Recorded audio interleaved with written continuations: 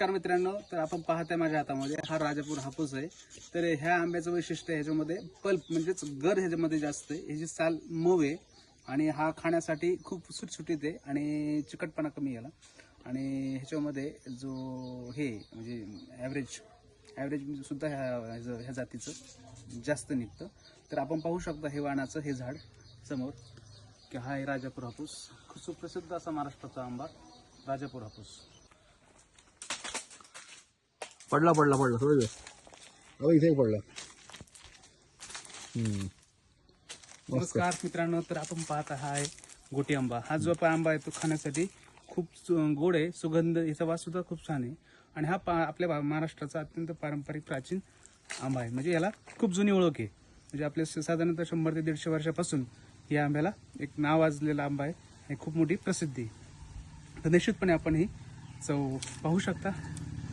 Weak point एवढाच आहे की ह्याला पिकण्यासाठी जास्त वेळ लागतो, म्हणजे ह्याला मॅच्युरिटी स्टेज यायला थोडासा जास्त कालावधी लागतो। नमस्कार मित्रांनो, तर आपण पाहता हे झाड हे रत्नागिरी हापूस जातीचं वाण आहे आणि हे जे वाण आहे हा जो आंबा आहे हा कोकणचं खरं वैभव आहे। कोकणचं जे रत्न म्हणतो आपण, तर कोकणचं रत्न आहे। खायलासाठी खूप गोड, अत्यंत जगभरात सर्वोत्कृष्ट गोड असेल तर हा आंबा चवीने एकदम सुंदर आणि गोड, रसाळ आणि सुगंधित, आणि विशेष म्हणजे याच्यामध्ये पल्प ही छान आहे आणि इतर आंब्यांचा हा थोडक्यात राजा म्हटला जातो, असं म्हटलं तरी काही वावगं ठरणार नाही।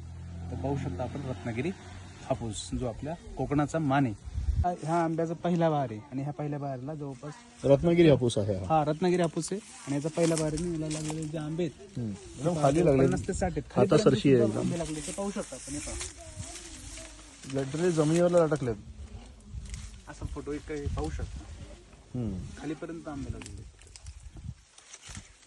रत्नागिरी हापूस। आपण येत आहोत या नवीन जातीच्या आंब्याकडे। आता हे जे वाण आपण समोर झाडाचं पाहताय ते आहे केशर। याचा आकार असतो अंडाकृती आणि लांबट असतो। तर हे पाहताय आपण समोर, तुम्हाला मी काढून दाखवतो। हा एक आंबा आहे पिकलेला आहे, हे पहा पिकलेला आहे, खूप सुगंधी, चव पण याची खूप छान आहे आणि रसासाठी उत्तम असा मानला गेलेला केशर, जो सर्वसामान्यांमध्ये म्हणजे जेणेकरून सामूहिक सगळ्यांमध्ये ओळख असलेला, रसासाठी खास फेमस असलेला केशर। तर आपण निश्चितपणे याची चव चाकूया आणि तुम्हाला सांगू की कशा पद्धतीने आहे आपण हे व्हिडिओमध्ये दाखवू।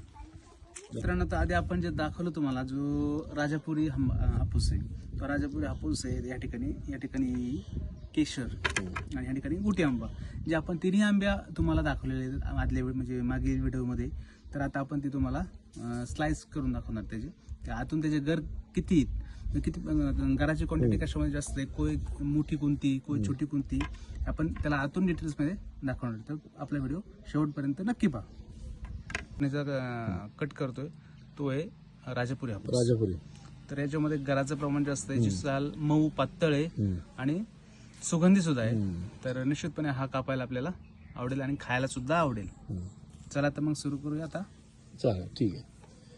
पण मागापासून चर्चा करतोय की हे राजापुरी हापूस आंबा मी तुम्हाला दाखवतोय, मी तुम्हाला केशर दाखवतोय, मी तुम्हाला गुटी आंबा सुद्धा दाखवतोय, परंतु आपल्याला एक गोड गैरसमज झालेला आहे की हे सगळं कोकणातले, पण हे कोकणातले नसून श्रीगोंदा तालुक्यातील बोरी गावातले हे चित्र आपण पाहत आहे। तर निश्चितपणे कमेंटमध्ये सांगा की आपल्याला हे गाव, हे झाडं, हे आपले आंबे वगैरे याच्याबद्दल आपलं काय मत आहे। निश्चितपणे आम्हाला सुद्धा ऐकायला आणि वाचायला आवडेल। तर आता आपण ह्याचे स्लाइस करणार आहोत आणि स्लाइस करून आपल्याला ह्याच्यामध्ये घर किती दाखवणार। आता हा आहे राजापूर हापूस।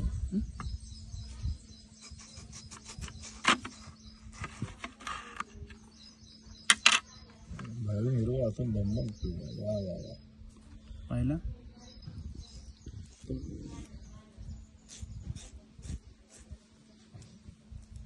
क्या बात है, ये तो पूरा पिक्चर वाला हो गया। खाओ ना। निश्चितपणे मला खायला आवडेल। तर आपल्याला जो चाकायचा असेल तर निश्चितपणे आपल्या या आमचे पाहुणे म्हणून तुमचं नक्की स्वागत करू। श्रीगोंदा तालुका बोरीगाव अहिल्यानगर होतं, तसं अहिल्यानगर आहे। तर बघू शकता इथे कोकणासारखी नारळाची झाडं पण आहेत आणि विविध प्रकारच्या जातीची आंब्याची झाडं सुद्धा आहे, रूट्स आहे, सर्व आहे। आता आपण हा केशर आंबा आहे, ह्या केशर आंब्याचे स्लाइस करून दाखवणार आहोत आतमध्ये हा कसा आहे।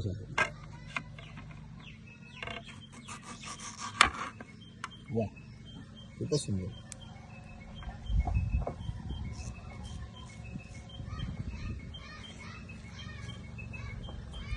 वा, पहा मित्रांनो. हे पहा. एक नंबर. आता आपण हा गोटे आंबा कापून तुम्हाला दाखवणार आहोत की गोटे आंबा सुद्धा कसा आहे, आतून त्याचा घर कसा आहे, त्याला कलर कसा आहे आणि तो खायला सुद्धा कसा लागतो आपण पाहू आणि तुम्हाला नक्की व्हिडिओमध्ये सांगू. तर व्हिडिओ आपला चालू राहू द्या.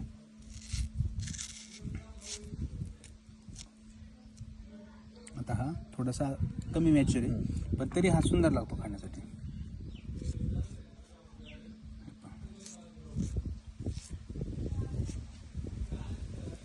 वा, खूपच सुंदर.